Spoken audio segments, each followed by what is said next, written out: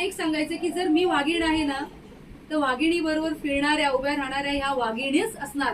कुत्री मांजरी नव्हत्या तुम्हाला घाबरायला. त्यामुळे अभिलाषा वाघीण होती, तिच्या पाठीशी सगळ्या वाघिणी होत्या. त्यामुळे आता त्यांना धमकवण्याचा तुम्ही प्रयत्न केलाय. ह्याच्यानंतर कृपया करू नका. एक पंजा तुमच्यासाठी काफी आहे. कुंकवाच्या हार्दिक शुभेच्छा. सर्वप्रथम हळदी कुंकू हा एका स्त्रीसाठी असतो. मी अनेक वेळा माझ्या भाषणात देखील हे म्हटलेलं आहे की हळदी कुंकवाचा कार्यक्रम हा फक्त सवाशीण स्त्रीसाठी नसतो तर फक्त स्त्रीसाठी असतो. आणि ह्याच्या आधी देखील मी विधवा महिलांचं पण हळदी कुंकू केलेलं आहे. म्हणजे वज्रेश्वरीला जवळजवळ 50 ते 60 विधवा महिलांचं मी हळदी कुंकू केलेलं आहे. त्यावेळी त्या महिला सांगत होत्या की नको नको. पण बघा, हळद आणि कुंकू हे असं कोणी सांगितलेलं नाहीये की सवाशीण बाईलाच दिलं पाहिजे. कारण की प्रत्येक बाईच्या आतमध्ये एक लक्ष्मी असते आणि त्या लक्ष्मीला आपल्याला नेहमी प्रणाम करायचं असतं. आज मला एका मोठ्या मुद्द्यावर तुमच्याशी बोलायचंय. नुकतंच इलेक्शन गेलं आणि इलेक्शनला मी उभी होती. मला माहिती होतं की माझ्या समोर भले मोठे पक्ष आहेत आणि मी तर एक अपक्ष कॅन्डिडेट आहे. तर अपक्ष कॅन्डिडेट असल्यानंतर मला हे बघायचं होतं की मी लढा कसा देऊ शकते किंवा तो लढा देताना मी जिंकेल मी हरेल हे मला काहीच माहिती नाहीये. बरोबर आहे. पण मला या इलेक्शन मध्ये खूप शिकायला मिळालं आणि मी काय शिकली हे तुम्हाला मी शेअर करते. ज्यावेळी इलेक्शनला उभी राहिली, काही लोक म्हणाले अरे अपक्ष उमेदवार कुठे निवडून येतो, अपक्ष उमेदवार उभा नाही राहायला पाहिजे. म्हणजे काय की एखाद्या सामान्य स्त्रीने कधी वेगळा विचार नाही केला पाहिजे, ह्याचा अर्थ तो होता. असं का असतं की जेव्हा एखादी स्त्रीने विचार केला, जसं मी विचार केला की नाही ही एक महानगरपालिकेची एक नोकरी आहे, बरोबर आहे, आणि त्या नोकरीसाठी कोणी उभं राहू शकतं.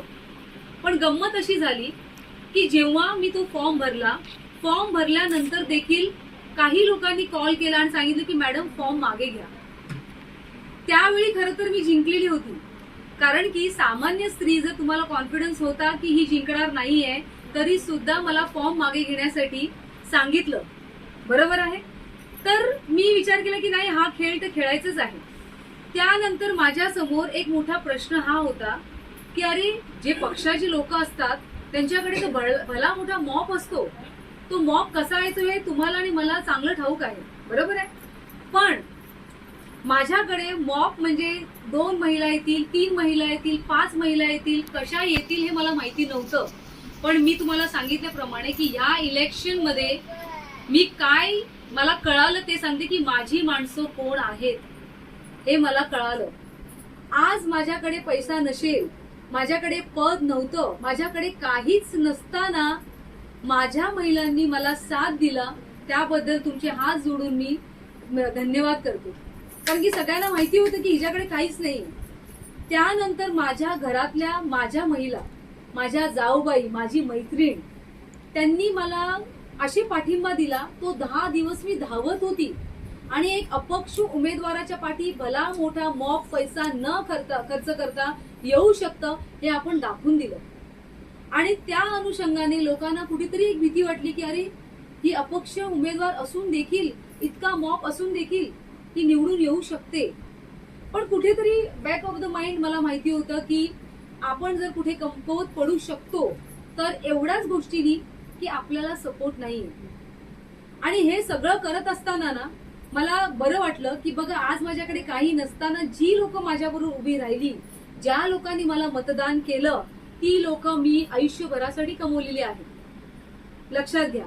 आणि कोणतंही काम करण्यासाठी आपल्याला म्हणतात ना की बॅकअपचं गरजच लागतं असं नाहीये. मी तसंही काम करू शकते. पण या इलेक्शनला काही लोक मी हरल्यानंतर खुश झाले, खूप आनंद झाला त्यांना की अरे ही हरली. माझी जी टीम होती ना त्या प्रत्येक माझी जाऊबाई, माझी माझी मैत्रीण सगळ्या रडल्या. कारण की त्यांनी माझ्यासाठी ना त्यांचं रक्त ओतलं.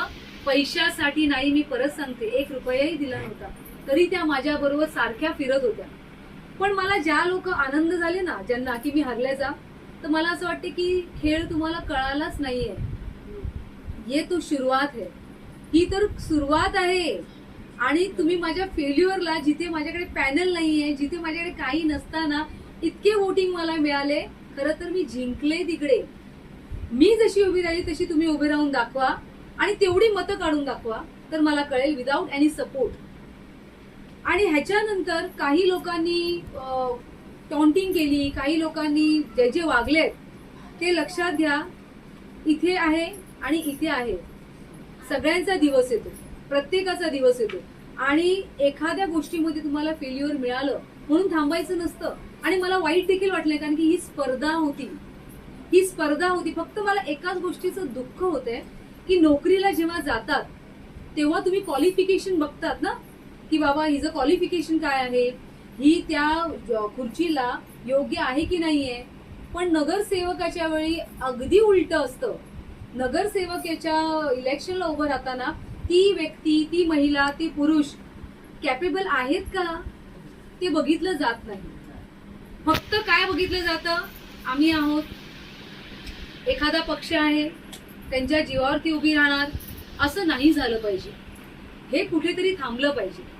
पण मी हेच सांगते की जे झालं त्याच्यात मला कळाले माझे कोण आहेत. मला हे कळालं who is playing and who is praying. मग काही काही गोष्टी आता आपण काय करायच्यात, आपण लक्षात ठेवायच्यात. टाइम सगळ्यांचा येणार आहे, उद्या टाइम माझा देखील येणार आहे. पण मी परत सांगते, मला रिग्रेट नाहीये, मला दुःख नाहीये. ज्या पद्धतीने मी आधी काम करत होती त्याच्या डबल पद्धतीने मी आता काम करणार. आणि आता मैदानात जशी आधी उतरलेली त्याच्यापेक्षा 100 पट फोर्स मध्ये मी उतरणार आहे. त्यामुळे ज्यांना कोणाला आनंद झालाय तर तुमचा आनंद खूप थोड्या दिवसासाठी असणार आहे, हे मी या व्हिडिओच्या माध्यमातून तुमच्यापर्यंत पोहोचवते. सो अभिलाषा फायटर होती आणि राहणार आहे. आणि माझ्या बरोबर ज्या वाघिणी होत्या, खूप जण म्हणत होत्या, माझ्या बरोबर माझी जावबाई होती, तिला सांगितलं की तू का फिरते, हे फिरते. तर मला एक सांगायचं की जर मी वाघीण आहे ना, तर वाघिणी बरोबर फिरणाऱ्या, उभ्या राहणाऱ्या ह्या वाघिणीच असणार. कुत्री मांजरी नव्हत्या तुम्हाला घाबरायला.